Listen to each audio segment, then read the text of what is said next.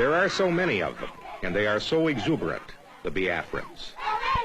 Even the refugees sing, especially when they have just been told their homes have been recaptured and they can go back to them.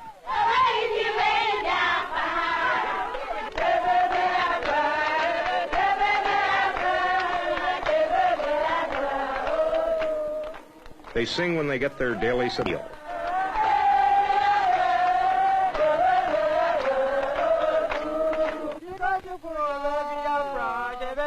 They sing when they work.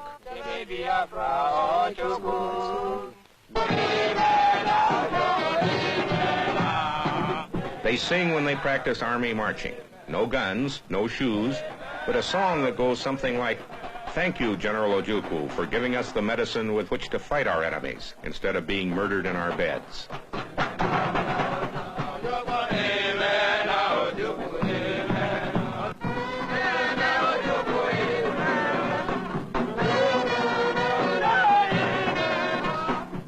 A kind of spirit that has kept them going through 2 years of starvation and defeat.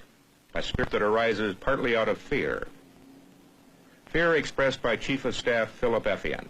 I am sure that if the Nigerians can control our links with the outside world, our radio links and our air links, so that we are completely cut off and they are in control of everything here, I am quite certain that they will really go to town and murder everything in sight.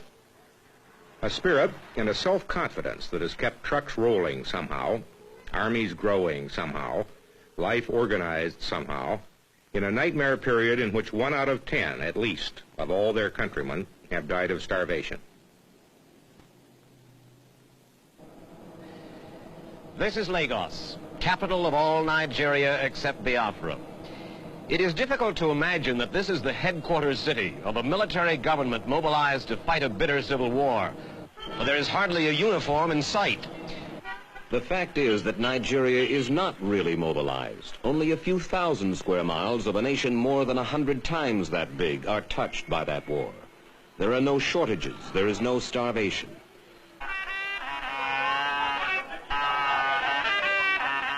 In the vast northern stretches of Nigeria, the Muslim prayer day is consecrated as it has been for centuries. And there is not a soldier to be seen.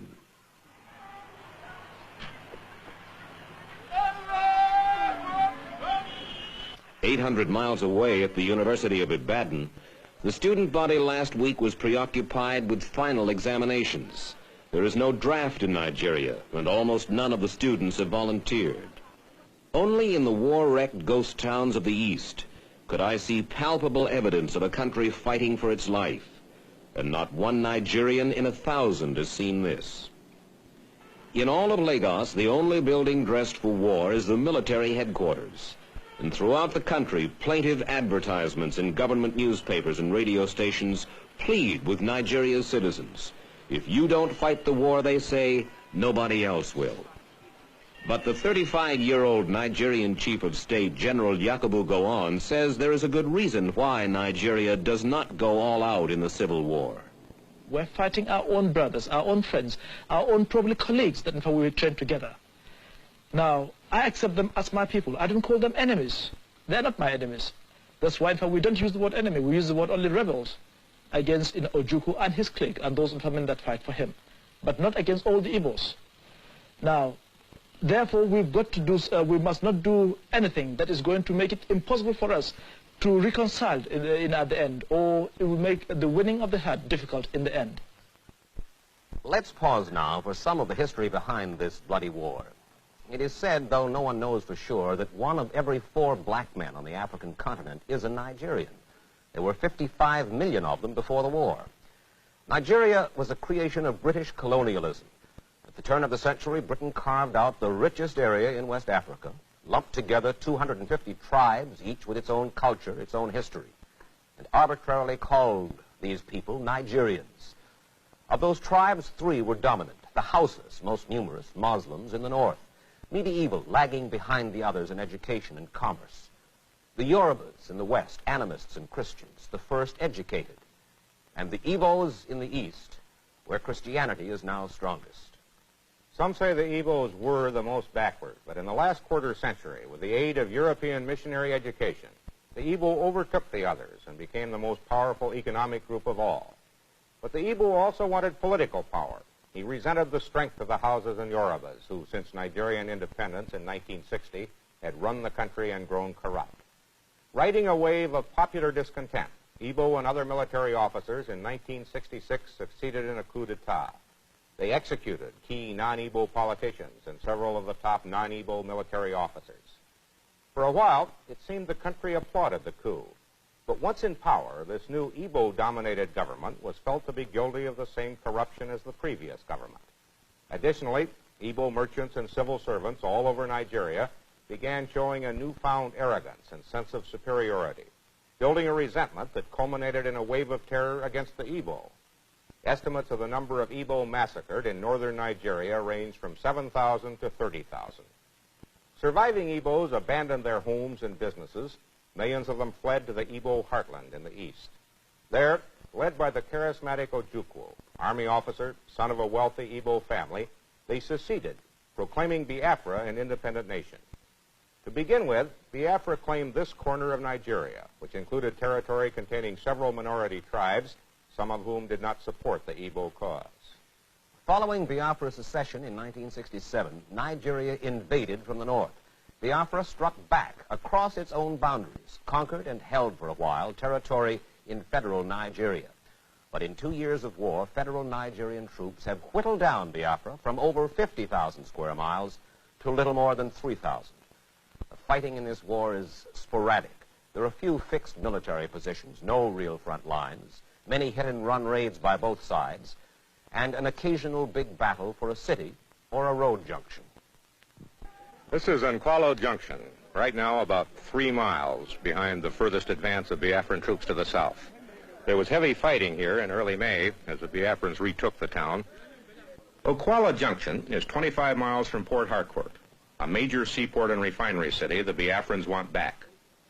The Biafran troops we found at this road junction were a ragtag collection, looking more like irregulars than the frontline soldiers of the 14th Division, who are currently engaged in Biafra's most successful offensive of the war. How the Biafran army succeeds, armed as it is with an odd-lot collection of weapons, is a puzzle. Some at the front carry communist-made AK-47s, like those used by the Viet Cong. Some only World War I bolt-action antiques.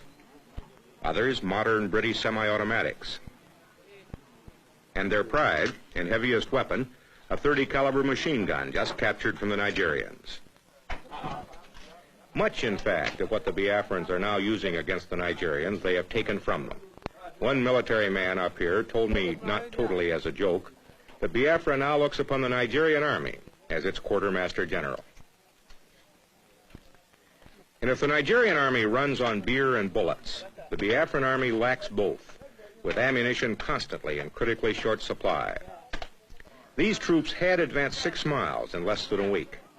Then, practically out of ammunition, were forced to stop on the road to Port Harcourt until more supplies trickled down to them. One of this army's other problems is staying large enough to continue the fight against Nigerians.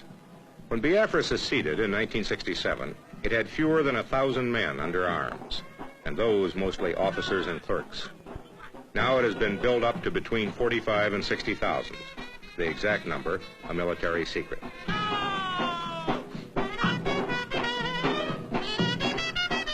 Volunteers made the original army build-up easy. Now conscription of virtually all able-bodied young men is underway. And in a former school compound, we found recruits drilling, marching in the mud to the improbable tune of Margie.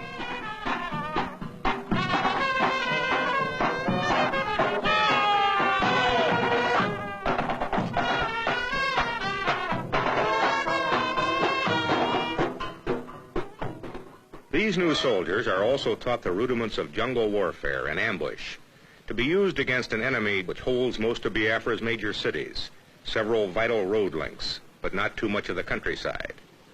The training is basic, but effective. We're going to stop us right by the shoulder here, and we want to defend it. Go.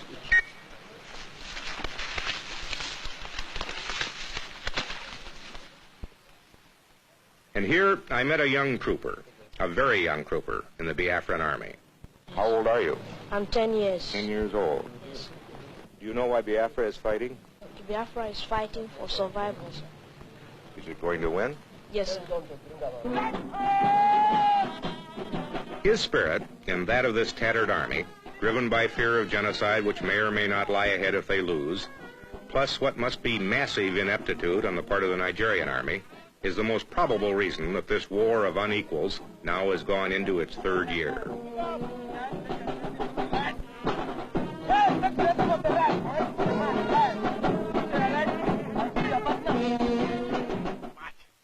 Nigeria before the war had an army of just 6,000, and they were professionals, their officers trained by the British. They served with distinction as part of the UN force in the Congo.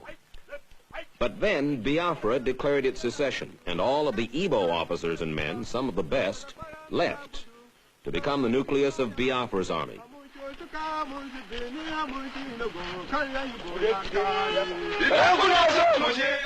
In just the past 2 years, Nigeria's army has exploded to 14 times its original size, to 85,000 men. Recruits who used to get 6 months of training now get a mere 6 weeks. They are volunteers, most of them illiterate, just out of the bush, with little sense of nationhood. Their leaders tell them that they are fighting for one Nigeria, but that does not, it cannot have the same urgency for them that mere survival has for the Biafran.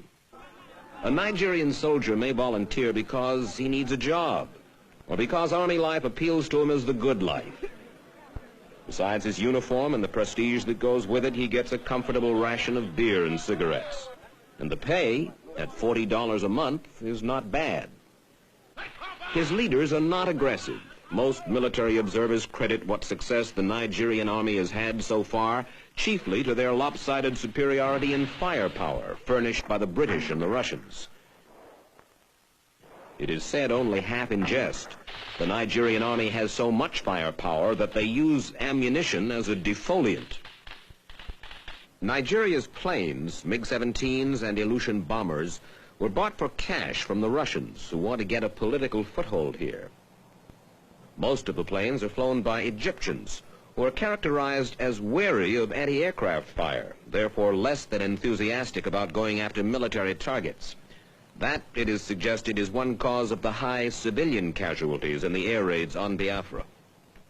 But the war has been bloody on both sides, and inept and unaggressive though they may be, the Nigerian army, in 2 years of sporadic fighting, has suffered heavily. They will not release official casualty figures, but an army doctor told me that 8,000 Nigerian soldiers have died, and perhaps another 25,000 have been wounded. The military has just 11 army doctors for its 85,000 men. A severe head or body wound in the field means almost certain death. The Nigerian army gives no medals in this civil war. I asked the commander-in-chief, head of state, General Yakubu Gowon, why? I will hate tomorrow, when the war is over, and we sit around the table with an Igbo officer, and he asks, what is that medal? And I say, it is the Okiwe medal, it is the Umahia medal, it is Onitsha medal, it is Enugu medal, it is Port Harcourt medal, and that this is the war for, the war against, the Igbos. They said we hate to sort of have that sort of feeling, because it will make the child feel as though, he's a conquered sort of person. The war, says Gowon over and over, is not to conquer the Igbo. It is to bring the Igbo back into one Nigeria. One of the two reasons, along with increased military effectiveness, that Biafra is still alive is the fact that not nearly so many people are starving as were last fall.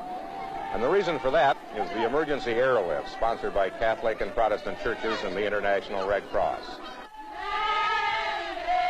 At feeding centers like this, 3 million people, a third of Biafra's population, is fed 1 meal a day, 6 days a week.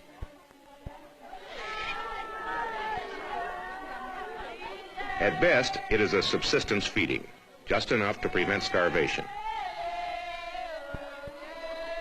A ball of cornmeal laced with powdered milk. Perhaps some vegetables, a small piece of fish, and some soup. All handed out early in the morning to millions of people who would have died were this food not flown in nightly to several Biafran airstrips carved from the jungle.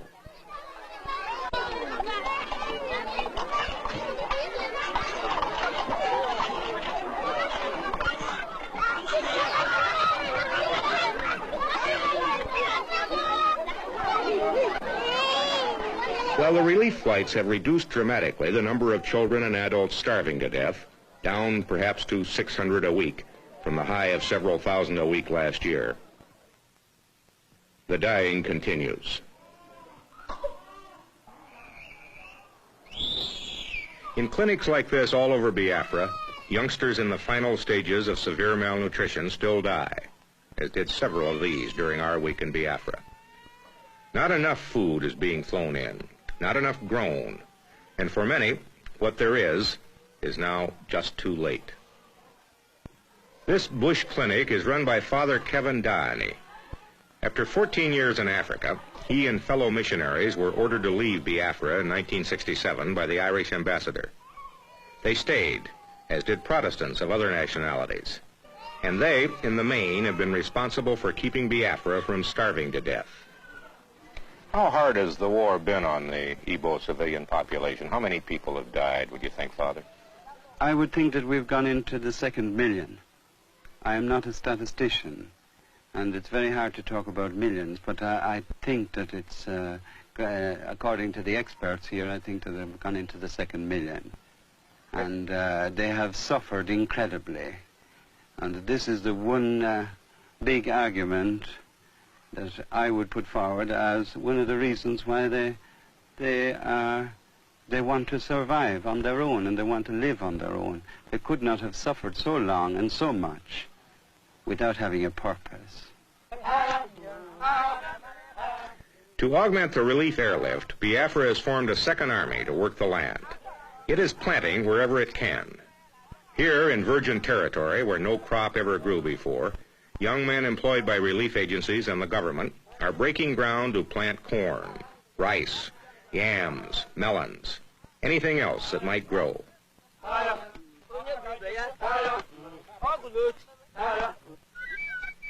And this, like everything else here, is conducted with spirit, emotion, and beauty.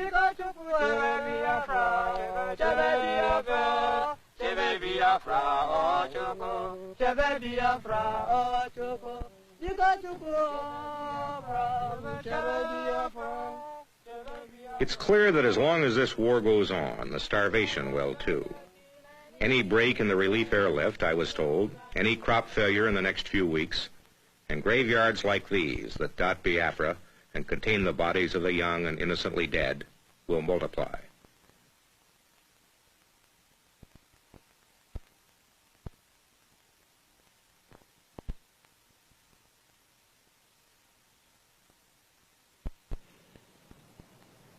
There is a bitter irony in this billboard which is seen all across Nigeria.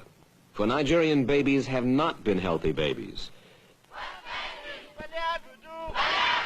Even before the war, disease and malnutrition regularly killed 1 out of 3 children there.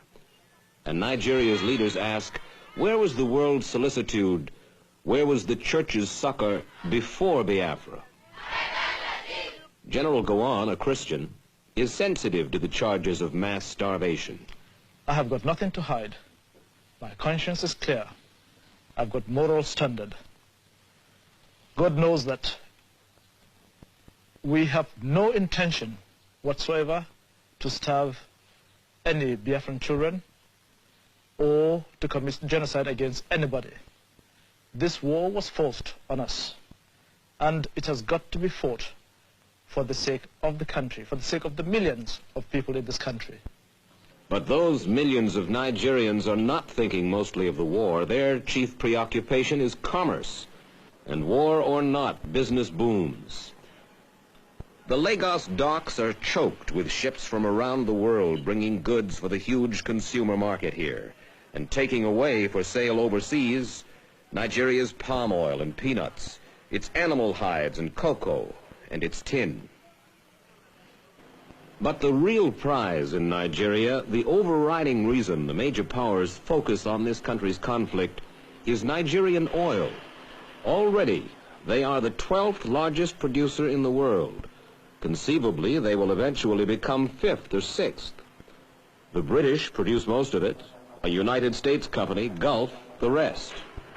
It is Nigerian oil, much of it under territory that Biafra claims, that is said to trigger France's last-ditch aid to Biafra. It is oil that Nigeria is counting on to finance the reconstruction when the war is done. At the time of Nigeria's independence from Great Britain 9 years ago, oil profits netted about $7 million annually to the federal government. This year, in spite of the war, the Nigerian government will collect almost $300 million in revenue. Biafrans admit it is an oil war, at least in part. They know their country sits above what may be the richest oil reservoir in the world. And it is the oil, plus the ingenuity of the Igbo, that has kept Biafra running. In refineries, backyard stills like this, small, crude, hidden away in the bush, Biafra produces gasoline, kerosene, diesel fuel in surprising amounts. There are 50 to 100 of these refineries all over Biafra, and they now produce enough fuel to keep the army, the church relief operation, the government, and the civilian population on necessary wheels. There is traffic on the roads, and on occasion it is heavy, which surprised me. Troops and food moving. No shortage of transport of any kind. And that is part of the staggering normalcy with which life in Biafra goes on. In spite of 2 years of war, in spite of the loss of all its major cities, in spite of the death of more than 1 million people in 24 months, life in Biafra goes on. Markets like this one at Orlu, where 40 died last year, were bombed and strafed by Nigerian jets. But the markets were moved back into the bush, and daily commerce goes on. Food is still on sale, but in smaller quantities than in pre-war days.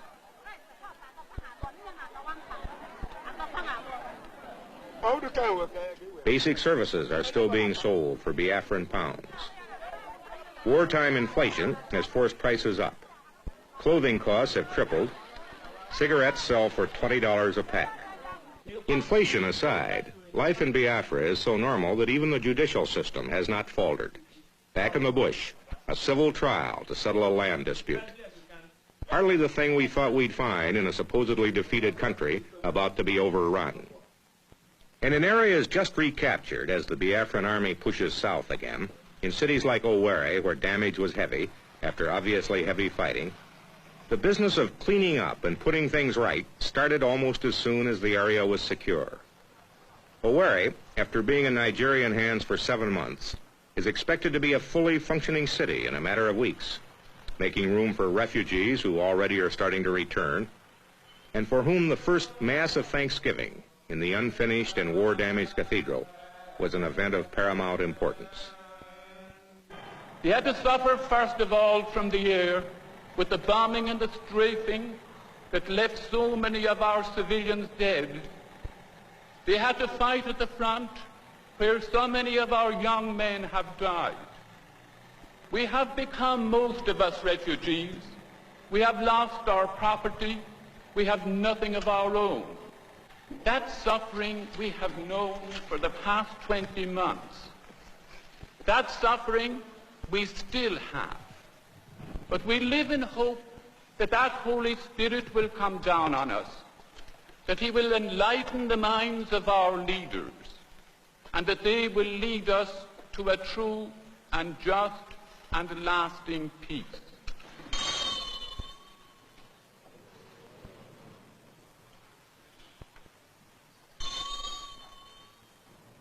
In the territory the Biafrans evacuated as they fled before the federal troops, the abandoned buildings echo only to the wind. And the cities in the Igbo heartland, once the most densely populated area in all of Africa, have been emptied of their people. Emptied by the Igbo's fear of the federal Nigerian.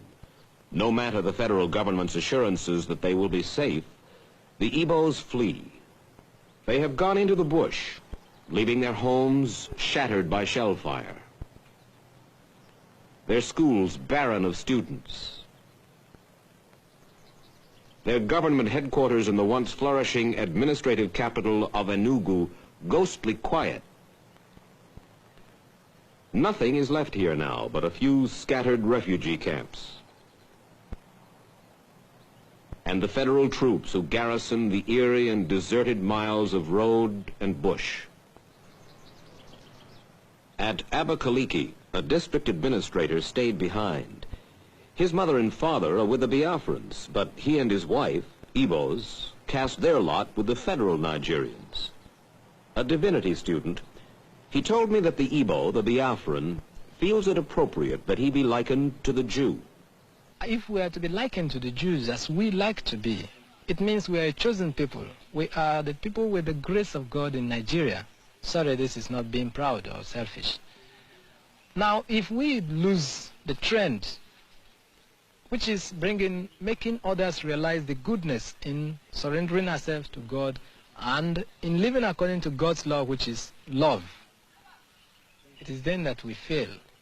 And this is what happened. With our drive and our punch and our talents, we tended to put what we should have put first last, which is God. And we put material things, money, houses, positions, human esteem, we put them first and put God last. And this is why the punishment has come, as it has come in the history of the Jews. Each time they failed and forgot their God, they were punished by a war on them, as we are being punished now by a war on us. Nowhere was the war's punishment more devastating than in the commercial city of Onitsha.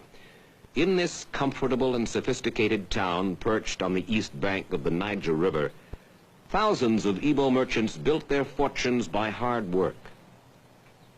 The Igbo is a commercial man, and this market at Onitsha, the biggest market in all West Africa, was a monument to his enterprise.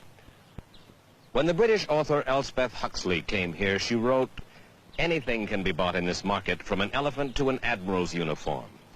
There is no difficulty about nylons or about raw meat, whiskey, gold earrings, avocado pears, Irish turkeys, penicillin, or anything else." When the Biafrans left here, they burned the market. What the Igbos failed to burn, the federal Nigerians took care of. Not a building in Onitsha is unscarred. The federal troops inherited just a skeleton, a ghost town. And in the city plaza lies the fallen statue of Nnamdi Azikiwe, Nigeria's first and only president, himself an Igbo. He now lives in London. This bridge across the Niger River was the link. It was also a dividing line between the Igbo East and the rest of Nigeria. The Biafrans, the Igbos, blew it up to keep it from serving federal Nigeria. The bridge can be repaired. But what about the bitterness between the Igbo and his countrymen? Reconciliation and reunification seem at the moment impossible. At least that's the feeling we got in Biafra. The people simply believe that if they surrender or lose, they'll be killed. Biafra's leaders told me their rock-bottom condition for peace is a referendum in the disputed areas to be guaranteed by some third party. But many observers feel that Biafra would come to the peace table without that referendum if she felt her military position were better and the safety of her people guaranteed. I came away from Nigeria convinced the genocide is not on the mind of her leaders or her people. They know they need the talents of the Igbo and they want them back. They fear an independent Biafra on their flank as a potentially hostile state with expansionist yearnings. And it must be said, there is growing impatience among Nigerians now at the slow pace of the war, and one would expect that pace to pick up in coming months. They've been stung by the recent air raids of Biafra's miniature Swedish volunteer air force, and they'll make an all-out effort, General Gowan told me, to take out the Biafran airstrips from which those planes fly and into which supplies and weapons for Biafra are flown each night.